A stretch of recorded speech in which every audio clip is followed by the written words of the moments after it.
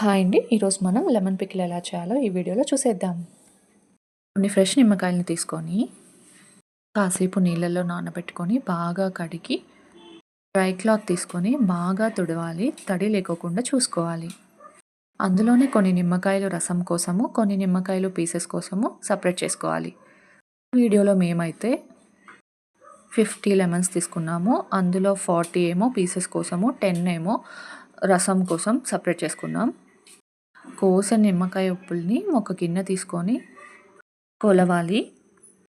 మేమైతే 5 గిన్నెలు నిమ్మకాయ ఉప్పుల్ని తీసుకున్నాము. దానికి ఒక గిన్నె రాక్ సాల్ట్ తీసుకోవాలి.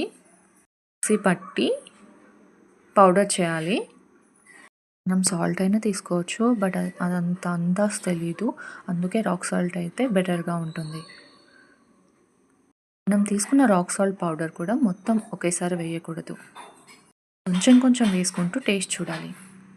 తర్వాత 2 స్పూన్స్ పసుపు యాడ్ చేశాను. ఆల్మోస్ట్ 3/4 గిన్నె కారం పొడిని యాడ్ చేసుకోవాలి.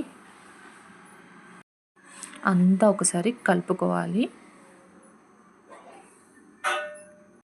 అంతా కలిపాక ఒకసారి టేస్ట్ చూడాలి. అప్పుడు ఉప్పు తక్కువ అవ్వడం అలాగా అనిపిస్తే కొంచెం యాడ్ చేసుకోవచ్చు.